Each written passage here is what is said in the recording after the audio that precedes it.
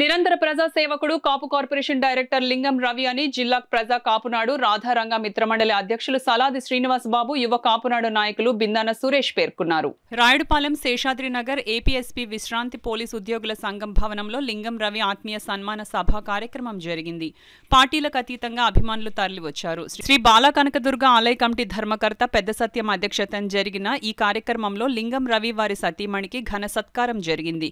ఈ సందర్భంగా లింగం రవి మాట్లాడుతూ నాకు అవకాశం ఇచ్చిన ఎమ్మెల్యే కురసాల కన్నబాబు సహకారం మరువలేనిదని, అలాగే నా ఈ సన్మాన సభ కార్యక్రమానికి విచ్చేసిన ప్రతి ఒక్కరికి రుణపడి ఉంటానని, ఏ కష్టం వచ్చినా సహకారం అందిస్తానని భరోసా ఇచ్చారు. అనంతరం రంగా రాధా మిత్రమండల అధ్యక్షులు సలాది శ్రీనివాసబాబు, మండల యువ కాపునాడు కోకనడ ప్రెస్ క్లబ్ అధ్యక్షులు బిందాన సురేష్, మాజీ ప్రెస్ క్లబ్ అధ్యక్షులు బొండాడ భాస్కర్ దుస్సాలువాతో సత్కరించి వినాయక చిత్రపటాన్ని అందజేశారు.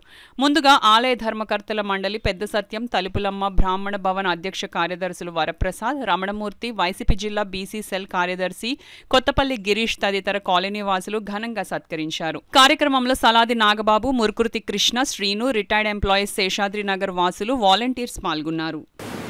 ప్రతి వ్యక్తి కూడా పార్టీకి కష్టించి పనిచేసిన ప్రతి వ్యక్తిని గుర్తుపెట్టుకొని జగన్మోహన్ రెడ్డి గారు కానీ, ఇక్కడ కురసాల కన్నబాబు గారు కానీ, ఏ వ్యక్తి అయితే పార్టీ కోసం డెడికేటెడ్గా పనిచేస్తారో ఆ వ్యక్తికి ఖచ్చితమైన గుర్తింపు రావాలని ఒక సదుద్దేశంతో కన్నబాబు గారు జగన్మోహన్ రెడ్డి గారి దృష్టికి తీసుకెళ్ళినప్పుడు వారు సానుకూలంగా స్పందించి నాకు ఈ పదవిని 10వ నెల 19వ తారీఖున ఇవ్వడం జరిగింది.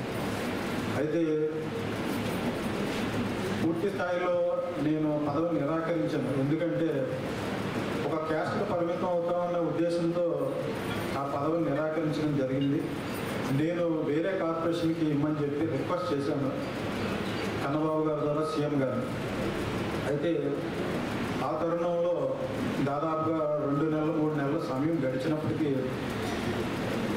ఎలక్షన్లో దగ్గర పడే సందర్భంలో కార్పొరేషన్ ఉన్న డైరెక్టర్లను మార్చడం కుదరక వాటిని కంటిన్యూషన్ చేస్తూ మళ్ళీ అదే కాపు కార్పొరేషన్కి డైరెక్టర్గా నియమిస్తున్నామని చెప్పి ఉత్తర్వులు జారీ చేశారు.